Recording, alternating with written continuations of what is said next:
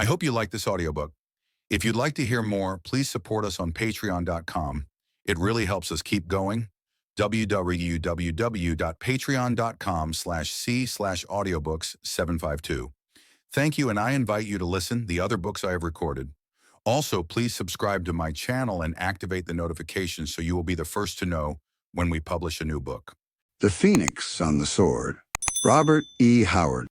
Know, O Prince, that between the years when the oceans drank Atlantis and the gleaming cities, and the years of the rise of the sons of Ares, there was an age undreamed of, when shining kingdoms lay spread across the world like blue mantles beneath the stars: Nemedia, Ophir, Brithunia, Hyperborea, Zamora with its dark-haired women and towers of spider-haunted mystery, Zingara with its chivalry, Koth that bordered on the pastoral lands of Shem, Stygia with its shadow-guarded tombs, Hyrcania whose riders wore steel and silk and gold.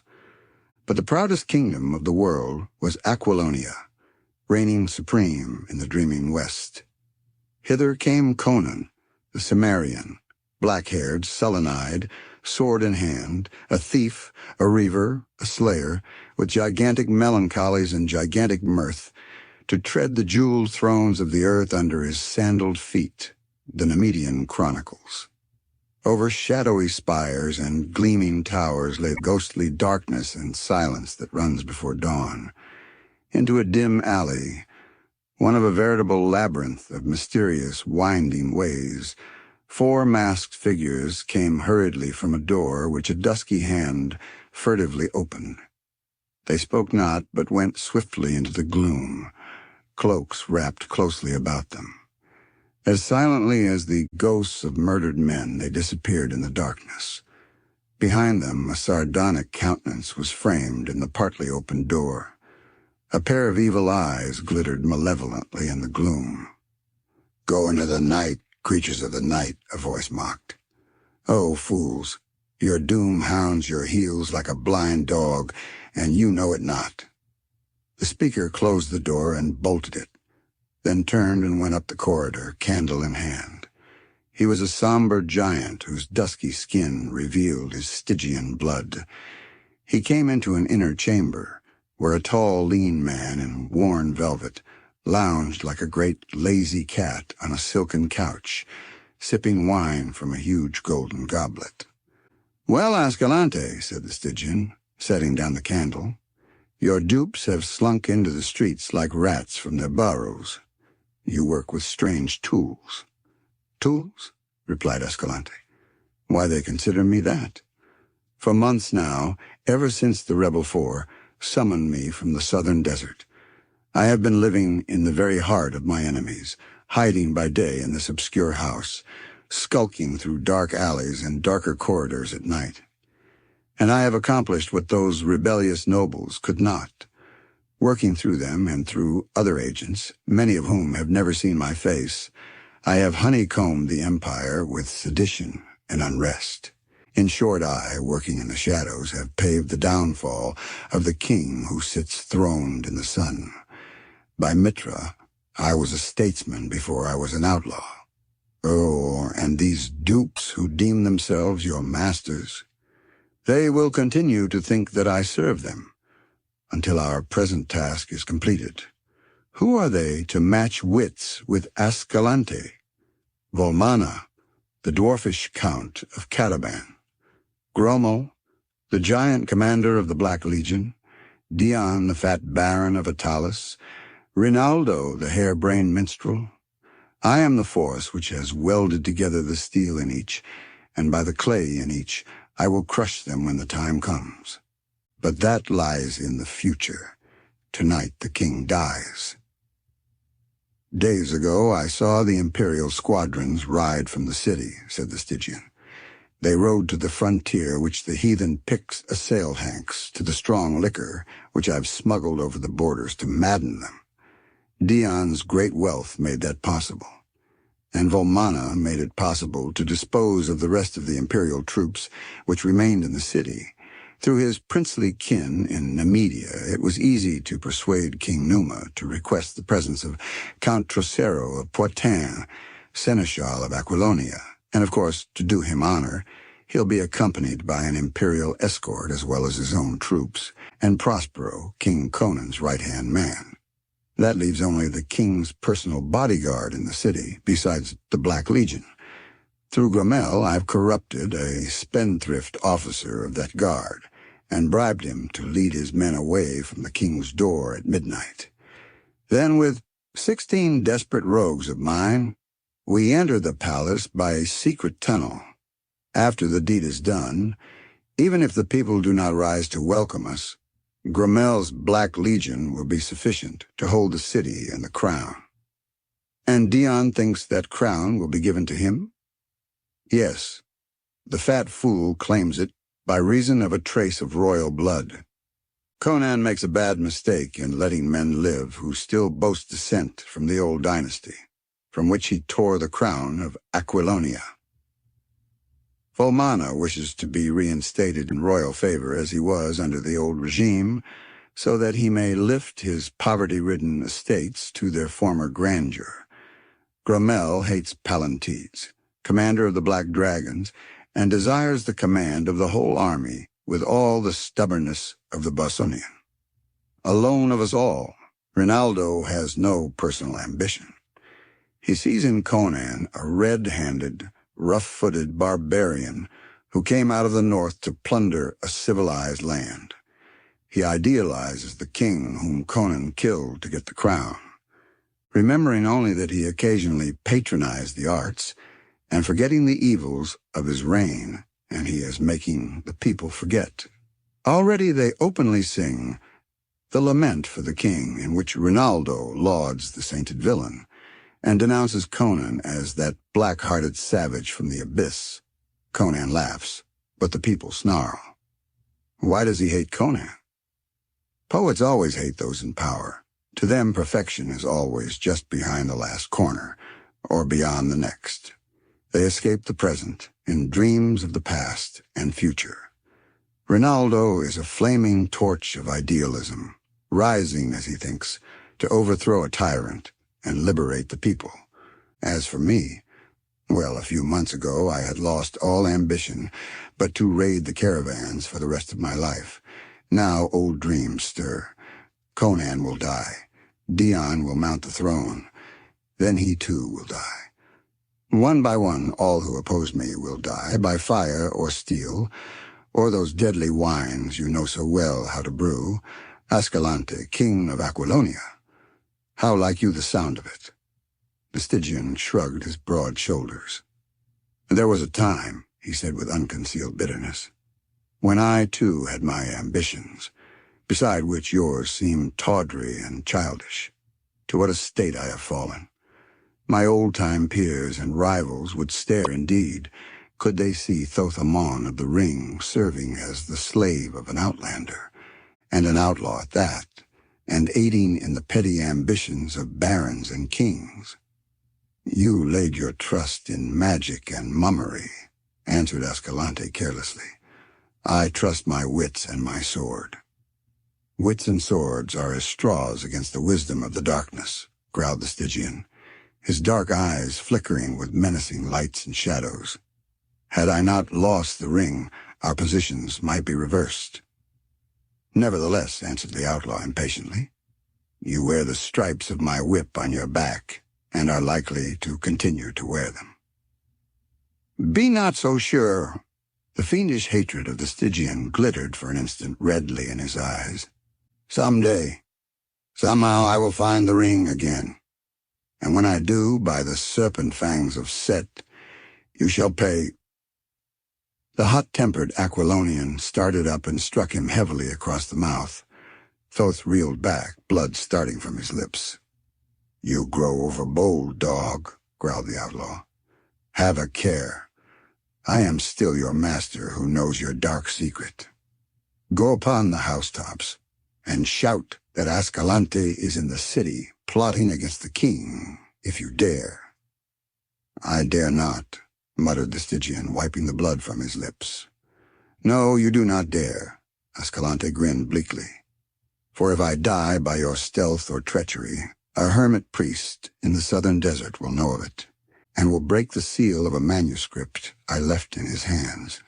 And having read, a word will be whispered in Stygia, and a wind will creep up from the south by midnight.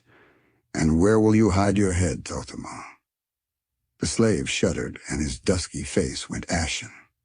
"Enough." Ascalante changed his tone peremptorily. "I have work for you. I do not trust Dion. I bade him ride to his country estate and remain there until the work tonight is done. The fat fool could never conceal his nervousness before the king today. Ride after him, and if you do not overtake him on the road, proceed to his estate and remain with him until we send for him. Don't let him out of your sight. He is mazed with fear and might bolt, might even rush to Conan in a panic and reveal the whole plot, hoping thus to save his own hide. Go." The slave bowed, hiding the hate in his eyes, and did as he was bidden. Ascalante turned again to his wine. Over the jeweled spires was rising a dawn crimson as blood. 2 _ when I was a fighting man, the kettle drums they beat. The people scattered the gold dust before my horse's feet. But now I am a great king, the people hound my track, with poison in my wine cup and daggers at my back. The room was large and ornate, with rich tapestries on the polished paneled walls, deep rugs on the ivory floor, and with the lofty ceiling adorned with intricate carvings and silver scrollwork. Behind an ivory gold inlaid writing table sat a man whose broad shoulders and sun-browned skin seemed out of place among those luxuriant surroundings. He seemed more a part of the sun and winds and high places of the outlands. His slightest movement spoke of steel spring muscles knit to a keen brain with the coordination of a born fighting man.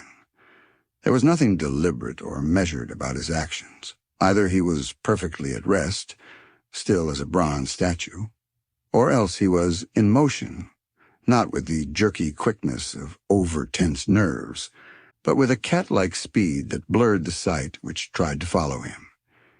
His garments were of rich fabric, but simply made.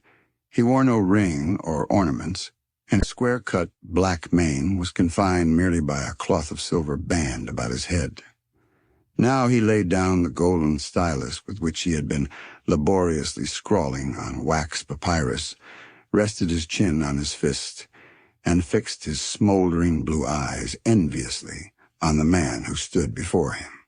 This person was occupied in his own affairs at the moment, for he was taking up the laces of his gold-chased armor and abstractedly whistling, a rather unconventional performance, considering that he was in the presence of a king.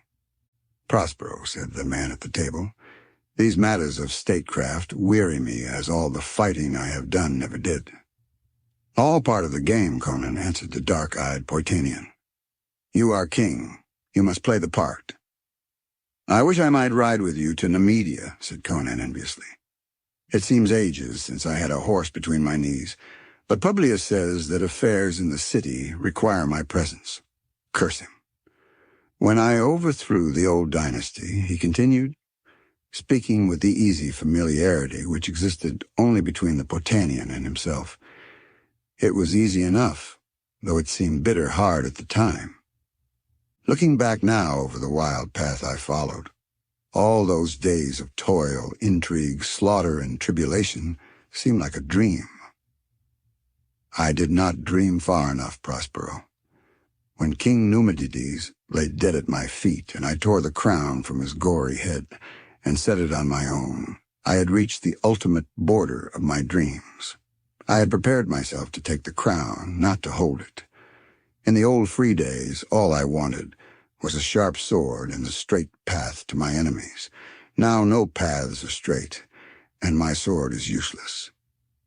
When I overthrew Numidides, then I was the liberator. Now they spit at my shadow. They have put a statue of that swine in the temple of Mitra, and people go and wail before it, hailing it as the holy effigy of a saintly monarch who was done to death by a red-handed barbarian. When I led her armies to victory as a mercenary, Aquilonia overlooked the fact that I was a foreigner, but now she cannot forgive me. Now in Mitra's temple, there come to burn incense to Numedides' memory, men whom his hangmen maimed and blinded, men whose sons died in his dungeons, whose wives and daughters were dragged into his seraglio, the fickle fools. Rinaldo is largely responsible, answered Prospero, drawing up his sword belt another notch. He sings songs that make men mad. Hang him in his jester's garb to the highest tower in the city. Let him make rhymes for the vultures. Conan shook his lion head. No, Prospero, he's beyond my reach. A great poet is greater than any king. His songs are mightier than my scepter, for he has near ripped the heart from my breast when he chose to sing for me. I shall die and be forgotten, but Rinaldo's songs will live forever. No, Prospero, the king continued, a somber look of doubt shadowing his eyes. There is something hidden, some undercurrent, of which we are not aware. I sense it, as in my youth I sensed the tiger hidden in the tall grass. There is a nameless unrest throughout the kingdom. I am like a hunter who crouches by his small fire amid the forest, and hears stealthy feet padding in the darkness, and almost sees the glimmer of burning eyes. If I could but come to grips with something tangible that I could cleave with my sword. I tell you, it's not by chance that the Picts have of late so fiercely assailed the frontiers, so that the Bosonians have called for aid to beat them back. I should have ridden with the troops. Publius feared a plot to trap and slay you beyond the frontier, replied Prospero, smoothing his silken surcoat over his shining mail and admiring his tall, lithe figure in a silver mirror. That's why he urged you to remain in the city. These doubts are born of your barbarian instincts. Let the people snarl. The mercenaries are ours and the black dragons, and every rogue in Poitin swears by you. Your only danger is assassination, and that's impossible, with men of the imperial troops guarding you day and night. What are you working at there? A map, Conan answered with pride. The maps of the court show well the countries of south, east, and west, but in the north they are vague and faulty. I am adding the northern lands myself. Here is Cimmeria, where I was born, and Asgard and Vanaheim, Prospero scanned the map. By Mitra, I had almost believed those countries to have been fabulous. Conan grinned savagely, involuntarily touching the scars on his dark face. You had known otherwise, had you spent your youth on the northern frontiers of Cimmeria. Asgard lies to the north, and Vanaheim to the northwest of Cimmeria, and there is continual war along the borders. What manner of men are these northern folk? Asked Prospero. Tall and fair and blue-eyed. Their god is Ymir, the frost giant, and each tribe has its own king. They are wayward and fierce. They fight all day and drink ale and roar their wild songs all night. Then I think you are like them, laughed Prospero. You laugh greatly, drink deep, and bellow good songs, though I never saw another Cimmerian who drank aught but water, or who ever laughed, or ever sang, save to chant dismal dirges. Perhaps it's the land they live in, answered the king. A gloomier land never was. All of hills, darkly wooded, under skies nearly always gray, with winds moaning drearily down the valleys. Little wonder men grow moody there, quoth Prospero with a shrug of his shoulders, thinking of these smiling, sun-washed plains and blue lazy rivers of Poitin, Aquilonia's southernmost province. They have no hope here or hereafter, answered Conan. Their gods are Crom and his dark race, who rule over a sunless place of everlasting mist, which is the world of the dead. Mitra. The ways of the Aesir were more to my liking. Well, grinned Prospero, the dark hills of Cimmeria are far behind you, and now I go. I'll quaff a goblet of white Nemedian wine for you at Numa's court." "Good," grunted the king. "But kiss Numa's dancing girls for yourself only, lest you involve the states." His gusty laughter followed Prospero out of the chamber. 3 underscore under the caverned pyramids, great set coils asleep. Among the shadows of the tombs his dusky people creep. I speak the word from the hidden gulfs that never knew the sun. Send me a servant for my hate, O scaled and shining one. The sun was setting, etching the green and hazy blue of the forest in brief gold. The waning beams glinted on the thick golden chain which Dion of Attalus twisted continually in his pudgy hand as he sat in the flaming riot of blossoms and flower trees which was his garden. He shifted his fat body on his marble seat and glanced furtively about as if in quest of a lurking enemy. He sat within a circular grove of slender trees whose interlapping branches cast a thick shade over him. Near at hand a fountain tinkled silverly, and other unseen fountain in various parts of the great garden whispered an everlasting symphony. Dion was alone except for the great dusky figure which lounged on a marble bench close at hand, watching the baron with deep somber eyes.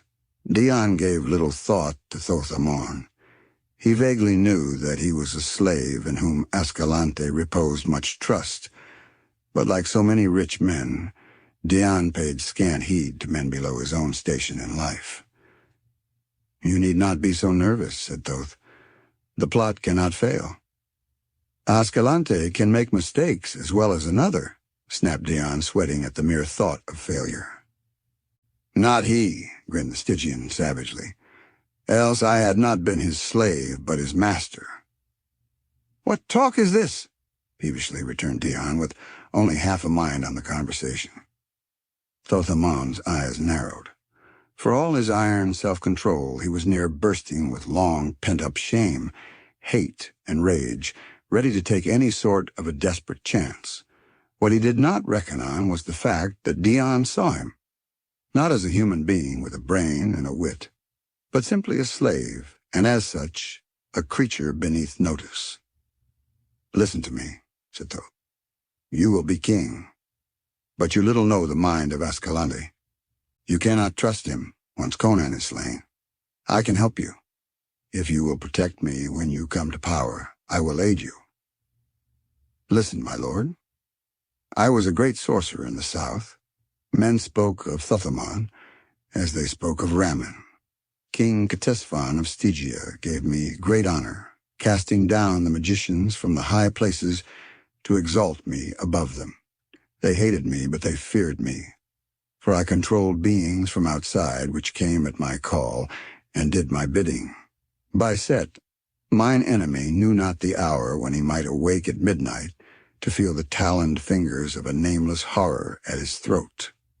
I did dark and terrible magic with the serpent ring of Set, which I found in a nighted tomb a league beneath the earth, forgotten before the first man crawled out of the slimy sea. But a thief stole the ring, and my power was broken. The magicians rose up to slay me, and I fled. Disguised as a camel driver, I was traveling in a caravan in the land of Koth, when Ascalante's reavers fell upon us. All in the caravan were slain except myself. I saved my life by revealing my identity to Ascalante and swearing to serve him. Bitter has been that bondage.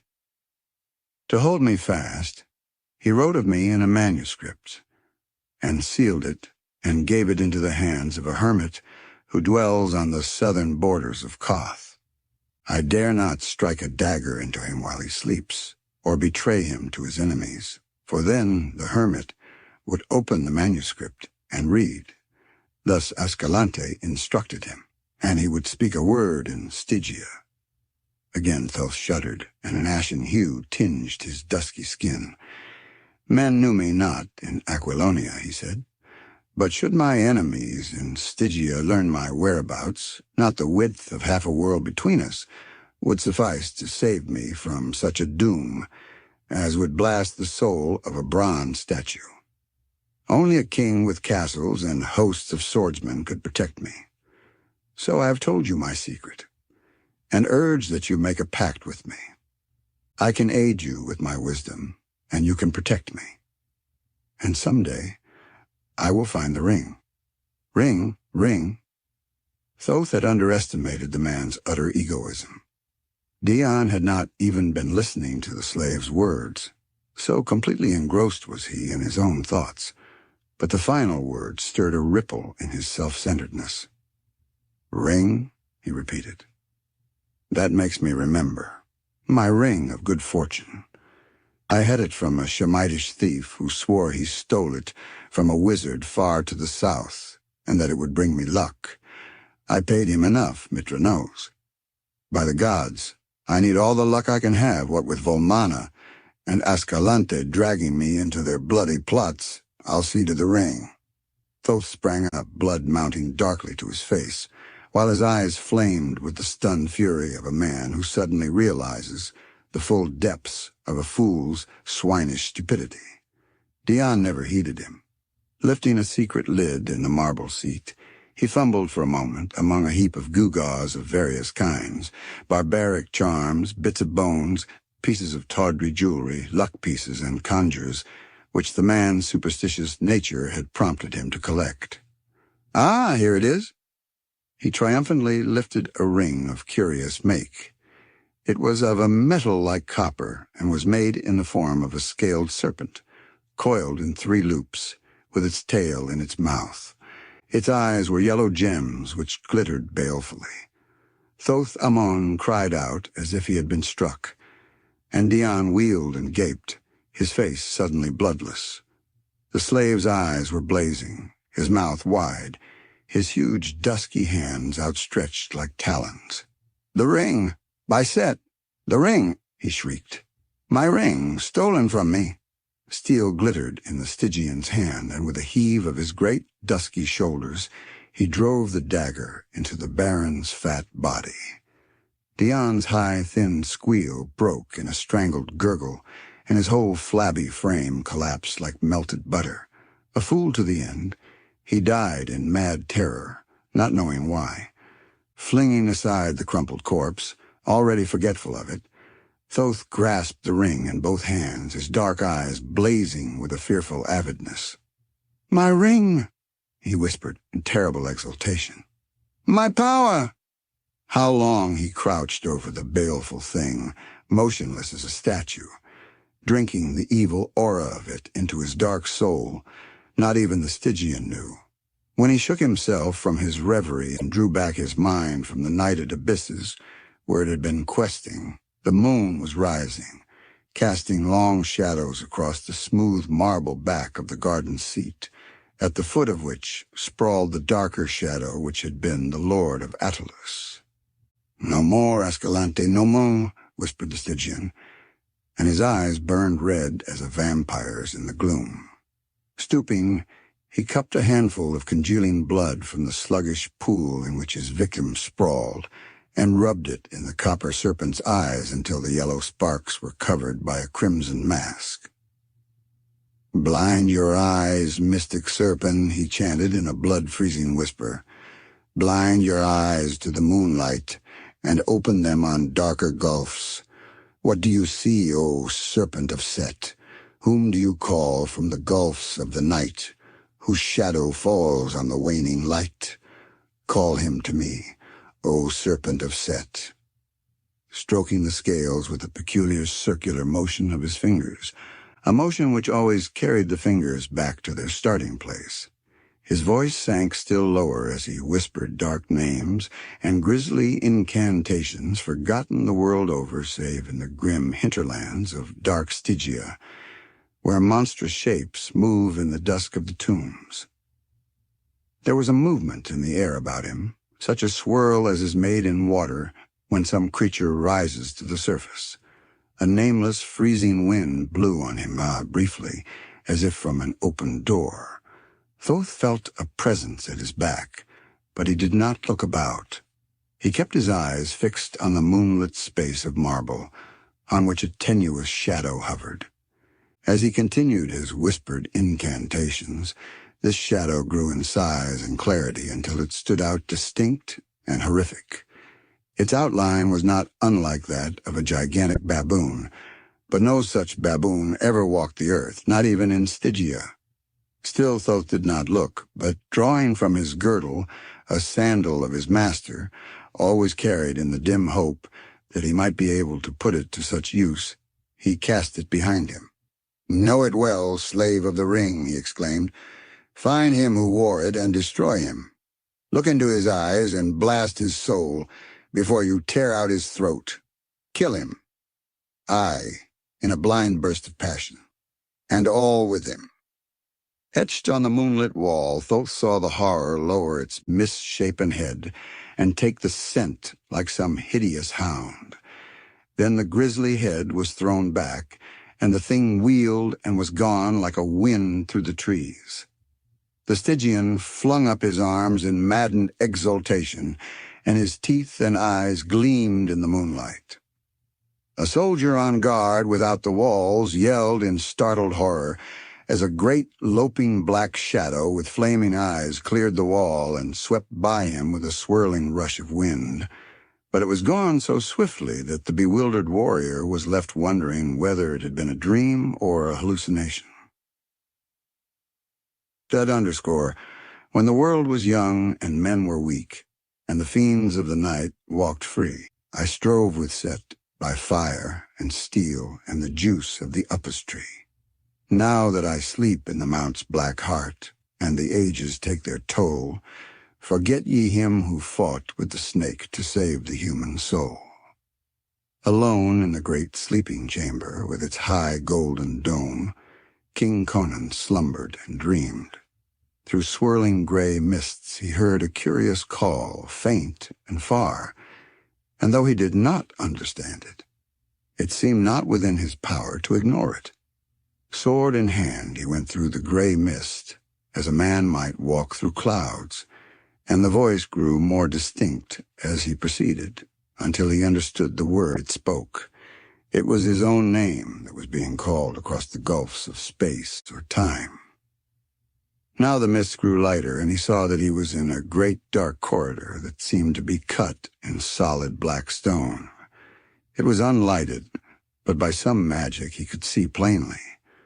The floor, ceiling, and walls were highly polished and gleamed dull, and they were carved with the figures of ancient heroes and half-forgotten gods.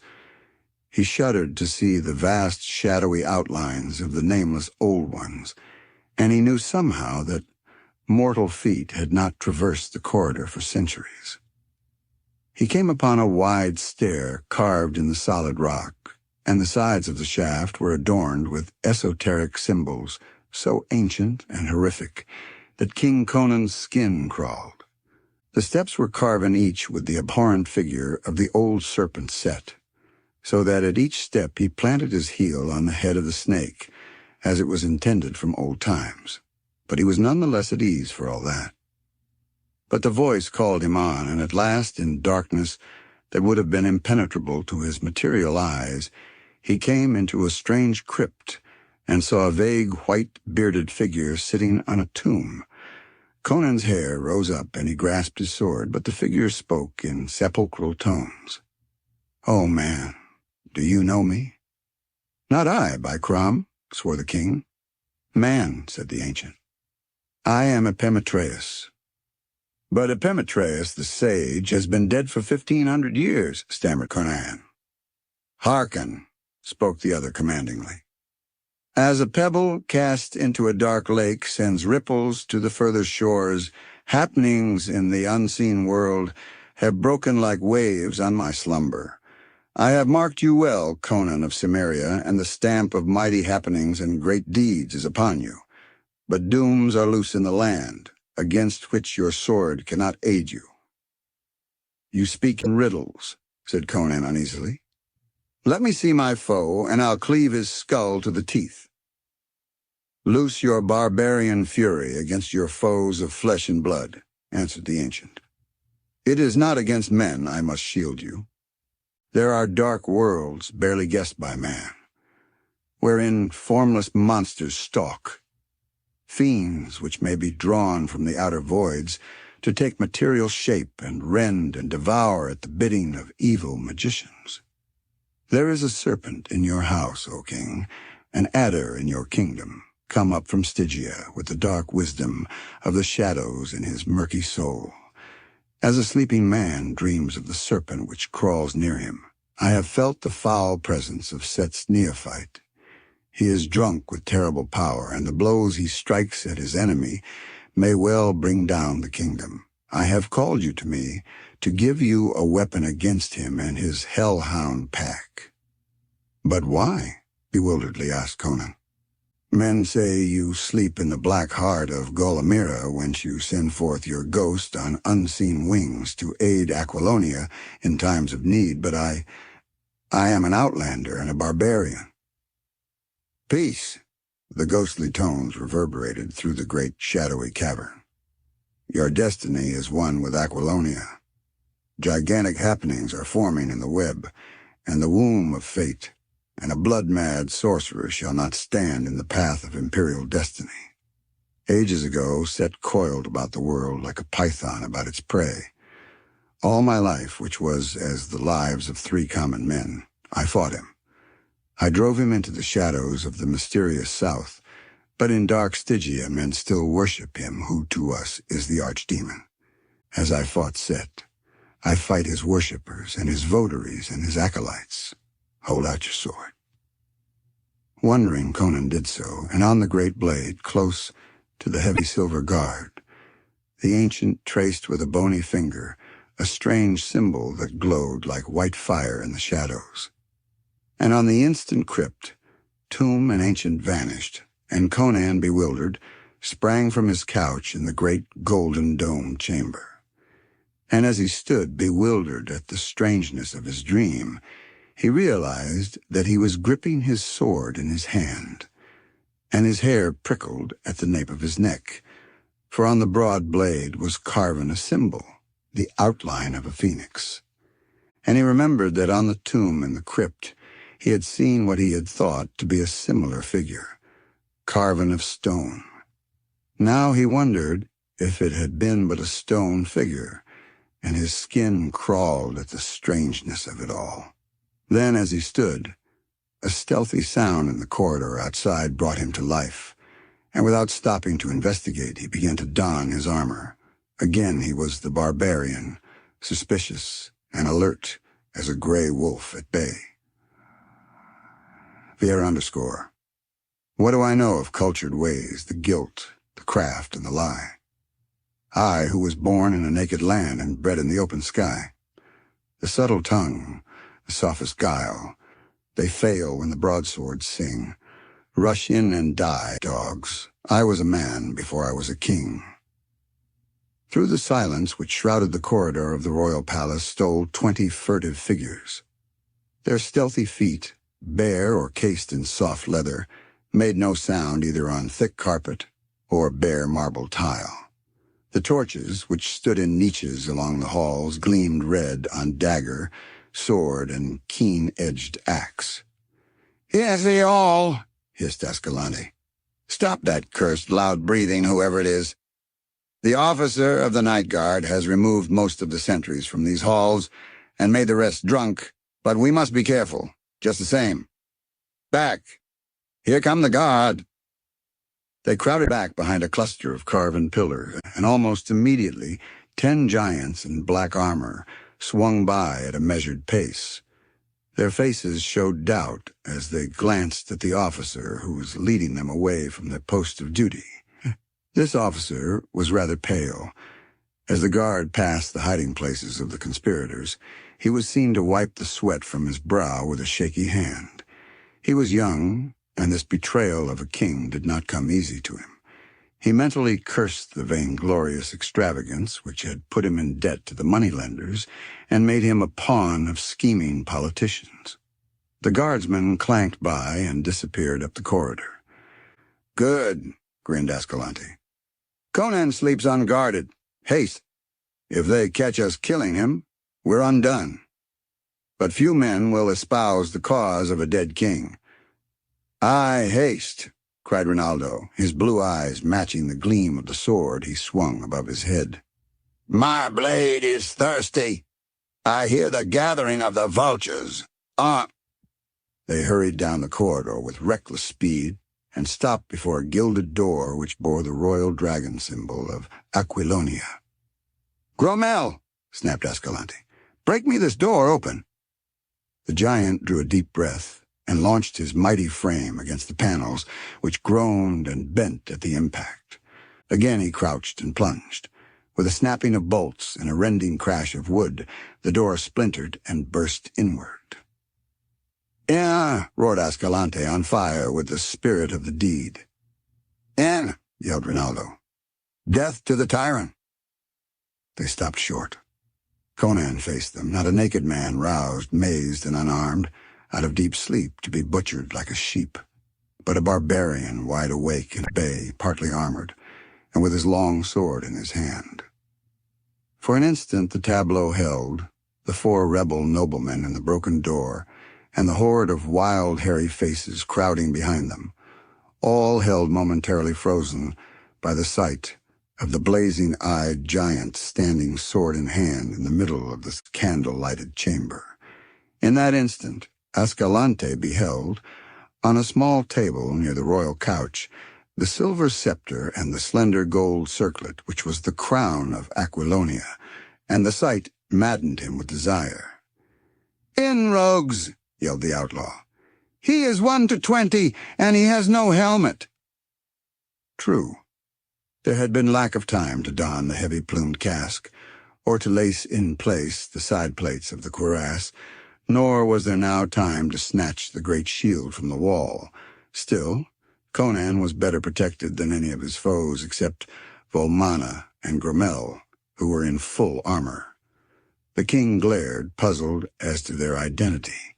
Escalante he did not know.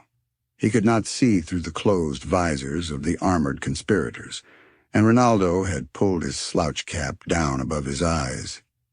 But there was no time for surmise. With a yell that rang to the roof, the killers flooded into the room, Cromwell first. He came like a charging bull, head down, sword low for the disemboweling thrust. Conan sprang to meet him, and all his tigerish strength went into the arm that swung the sword. In a whistling arc, the great blade flashed through the air and crashed on the Bosonian's helmet. Blade and casque shivered together, and Gromel rolled lifeless on the floor. Conan bounded back, still gripping the broken hilt. "Gromel!" he spat, his eyes blazing in amazement, as the shattered helmet disclosed the shattered head. Then the rest of the pack were upon him. A dagger point raked along his ribs between breastplate and backplate. A sword edge flashed before his eyes. He flung aside the dagger wielder with his left arm and smashed his broken hilt like a cestus into the swordsman's temple. The man's brains spattered in his face. "Watch the door, 5 of you!" screamed Escalante, dancing about the edge of the singing steel whirlpool, for he feared that Conan might smash through their midst and escape. The rogues drew back momentarily, as their leaders seized several and thrust them toward the single door, and in that brief respite, Conan leaped to the wall and tore therefrom an ancient battle-axe, which, untouched by time, had hung there for half a century. With his back to the wall, he faced the closing ring for a flashing instant, then leaped into the thick of them. He was no defensive fighter. Even in the teeth of overwhelming odds, he always carried the war to the enemy. Any other man would have already died there, and Conan himself did not hope to survive, but he did ferociously wish to inflict as much damage as he could before he fell. His barbaric soul was ablaze, and the chants of old heroes were singing in his ears. As he sprang from the wall, his axe dropped an outlaw with a severed shoulder, and the terrible backhand return crushed the skull of another. Swords whined venomously about him, but death passed him by breathless margins. The Cimmerian moved in, a blur of blinding speed. He was like a tiger among baboons as he leaped, sidestepped, and spun, offering an ever-moving target while his axe wove a shining wheel of death about him. For a brief space, the assassins crowded him fiercely, raining blows blindly and hampered by their own numbers. Then they gave back suddenly. 2 corpses on the floor gave mute evidence of the king's fury, though Conan himself was bleeding from wounds on arm, neck, and legs. "Knaves!" screamed Rinaldo, dashing off his feathered cap, his wild eyes glaring. "Do ye shrink from the combat? Shall the despot live? Out on it!" He rushed in, hacking madly, but Conan, recognizing him, shattered his sword with a short, terrific chop, and with a powerful push of his open hand sent him reeling to the floor. The king took Ascalante's point in his left arm, and the outlaw barely saved his life by ducking and springing backward from the swinging axe. Again the wolves swirled in, and Conan's axe sang and crushed. A hairy rascal stooped beneath its stroke and dived at the king's legs, but after wrestling for a brief instant at what seemed a solid iron tower, glanced up in time to see the axe falling, but not in time to avoid it. In the interim, one of his comrades lifted a broadsword with both hands and hewed through the king's left shoulder plate, wounding the shoulder beneath. In an instant, Conan's cuirass was full of blood. Volmana, flinging the attackers right and left in his savage impatience, came plowing through and hacked murderously at Conan's unprotected head. The king ducked deeply, and the sword shaved off a lock of his black hair as it whistled above him. Conan pivoted on his heel and struck in from the side. The axe crunched through the steel cuirass, and Volmana crumpled with his whole left side caved in. "Volmana!" gasped Conan breathlessly. "I'll know that dwarf in hell!" He straightened to meet the maddened rush of Rinaldo, who charged in wild and wide open, armed only with a dagger. Conan leaped back, lifting his axe. "Rinaldo!" His voice was strident with desperate urgency. "Back! I would not slay you! Die, tyrant!" screamed the mad minstrel, hurling himself headlong on the king. Conan delayed the blow he was loath to deliver until it was too late. Only when he felt the bite of the steel in his unprotected side did he strike, in a frenzy of blind desperation. Rinaldo dropped with his skull shattered, and Conan reeled back against the wall, blood spurting from between the fingers which gripped his wound. "In now and slay him!" yelled Escalante. Conan put his back against the wall and lifted his axe. He stood like an image of the unconquerable primordial, legs braced far apart, head thrust forward, one hand clutching the wall for support, the other gripping the axe on high, with the great corded muscles standing out in iron ridges, and his features frozen in a death snarl of fury, his eyes blazing terribly through the mist of blood which veiled them. The men faltered. Wild, criminal, and dissolute though they were, yet they came of a breed men called civilized, with a civilized background. Here was the barbarian, the natural killer. They shrank back. The dying tiger could still deal death. Conan sensed their uncertainty and grinned mirthlessly and ferociously. "Who dies first?" he mumbled through smashed and bloody lips. Ascalante leaped like a wolf, halted almost in mid-air with incredible quickness, and fell prostrate to avoid the death which was hissing toward him.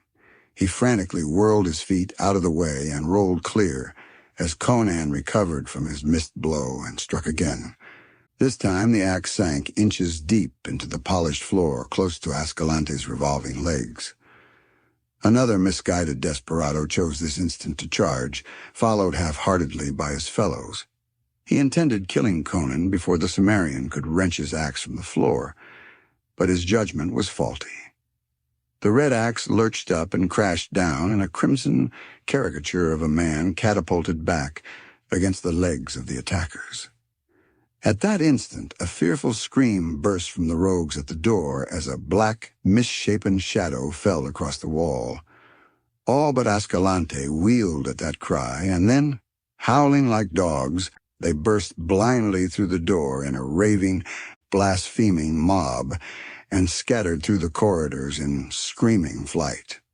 Escalante did not look toward the door. He had eyes only for the wounded king.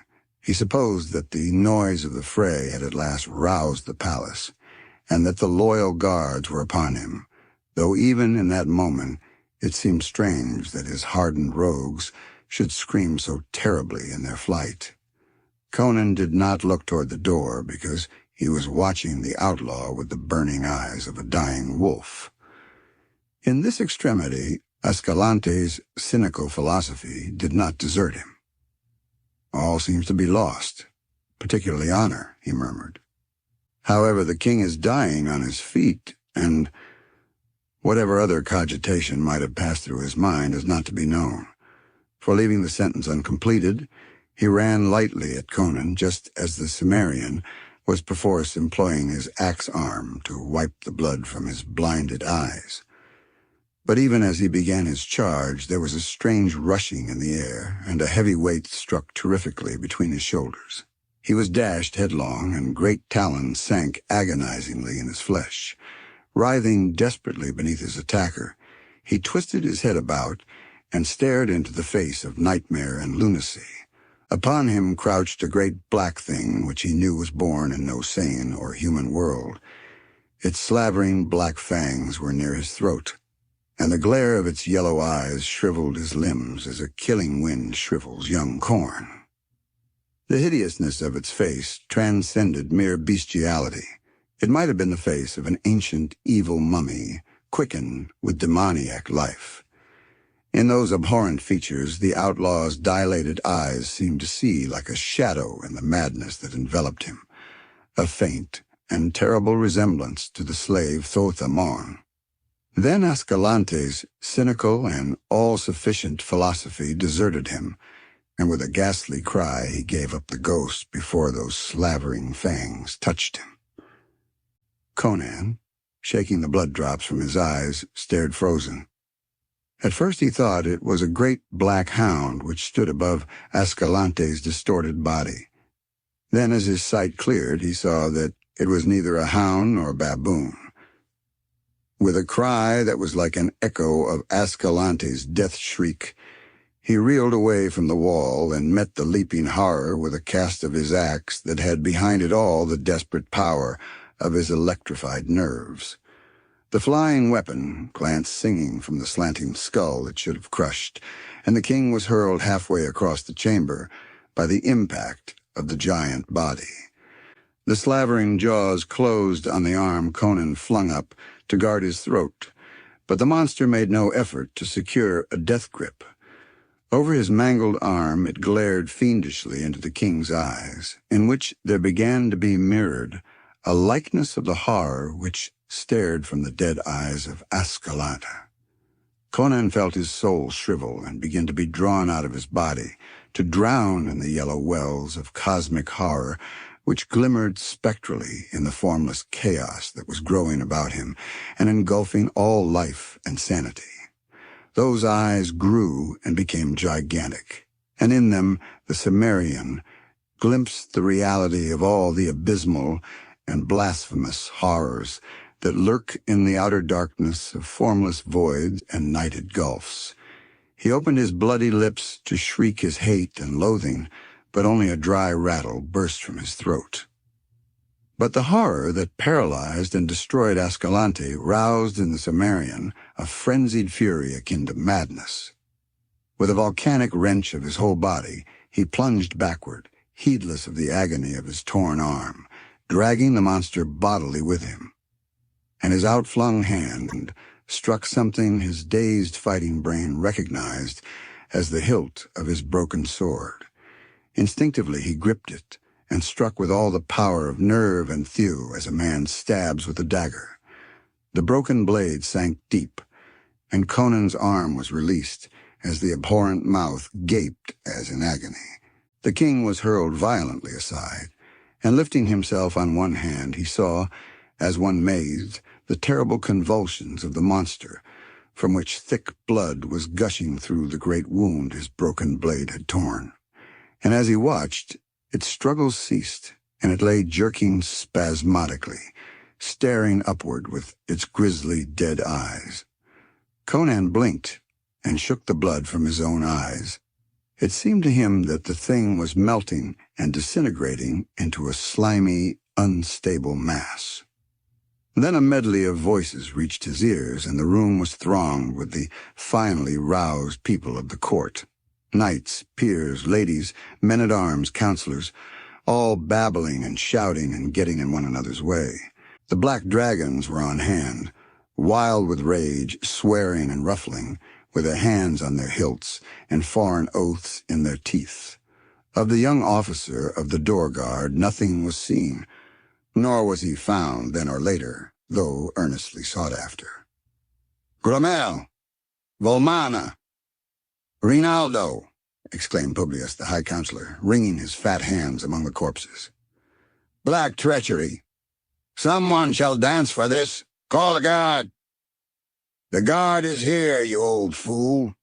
cavalierly snapped Pallantides, commander of the Black Dragons, forgetting Publius' rank in the stress of the moment. "Best stop your caterwauling, and aid us to bind the king's wounds. He's like to bleed to death." "Yes, yes," cried Publius, who was a man of plans rather than action. "We must bind his wounds. Send for every leech of the court. Oh, my lord, what a black shame on the city!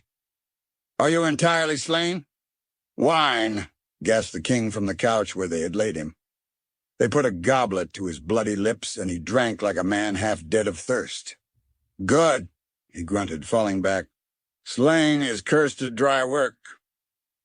They had stanched the flow of blood, and the innate vitality of the barbarian was asserting itself. "See first to the dagger wound in my side," he bade the court physicians. "Rinaldo wrote me a deathly song there, and keen was the stylus." "We should have hanged him long ago," gibbered Publius. "No good can come of poets. Who is this?" He nervously touched Ascalante's body with his sandaled toe. "By Mitra!" ejaculated the commander. "It is Ascalante, once Count of Thun. What devil's work brought him up from his desert haunts?" "But why does he stare so?" whispered Publius, drawing away, his own eyes wide and a peculiar prickling among the short hairs at the back of his fat neck. The others fell silent as they gazed at the dead outlaw. "Had you seen what he and I saw?" growled the king, sitting up despite the protests of the leeches. "You had not wondered. Blast your own gaze by looking at—" He stopped short, his mouth gaping, his finger pointing fruitlessly. Where the monster had died, only the bare floor met his eyes. "Crom," he swore. "The thing's melted back into the foulness which bore it." "The king is delirious," whispered a noble. Conan heard and swore with barbaric oaths. "By Bab, Morrigan, Matra, and the Mound," he concluded wrathfully. "I am sane." It was like a cross between a Stygian mummy and a baboon. It came through the door, and Ascalante's rogues fled before it. It slew Ascalante, who was about to run me through. Then it came upon me, and I slew it. How I know not, for my axe glanced from it, as from a rack. But I think that the sage Epimetreus had a hand in it. Hark how he named Epimetreus. "Dead for 1,500 years, they whispered to each other. "By Emir," thundered the king. "This night I talked with Epimetreus. He called to me in my dreams, and I walked down a black stone corridor carved with old gods to a stone stair on the steps of which were the outlines of Set, until I came to a crypt and a tomb with a phoenix carved on it. In Mitra's name, Lord King, be silent." It was the high priest of Mitra who cried out, and his countenance was ashen. Conan threw up his head like a lion tossing back its mane, and his voice was thick with the growl of the angry lion. "Am I a slave to shut my mouth at your command?" "Nay, nay, my lord." The high priest was trembling, but not through the fear of the royal wrath. "I meant no offense." He bent his head close to the king and spoke in a whisper that carried only to Conan's ears. "My lord, this is a matter beyond human understanding. Only the inner circle of the priestcraft. Know of the black stone corridor carved in the black heart of Mount Golomira by unknown hands, or of the phoenix-guarded tomb where Epimetreus was laid to rest 1,500 years ago, and since that time, no living man has entered it. For his chosen priests, after placing the sage in the crypt, blocked up the outer entrance of the corridor so that no man could find it, and today not even the high priests know where it is. Only by word of mouth, handed down by the high priests to the chosen few, and jealously guarded, does the inner circle of Mitra's acolytes know of the resting place of Epimetreus in the black heart of Golomira. It is one of the mysteries on which Mitra's cult stands. I cannot say by what magic Epimetreus brought me to him, answered Conan. But I talked with him, and he made a mark on my sword. Why that mark made it deadly to demons, or what magic lay behind the mark, I know not. But though the blade broke on Grommel's helmet, yet the fragment was long enough to kill the horror. "Let me see your sword," whispered the high priest from a throat gone suddenly dry. Conan held out the broken weapon, and the high priest cried out and fell to his knees. "Mitra, guard us against the powers of darkness," he gasped. "The king has indeed talked with Epimetreus this night. There on the sword, it is the secret sign none might make but him, the emblem of the immortal phoenix, which broods forever over his tomb. A candle, quick. Look again at the spot where the king said the goblin died." It lay in the shade of a broken screen. They threw the screen aside and bathed the floor in a flood of candlelight, and a shuddering silence fell over the people as they looked.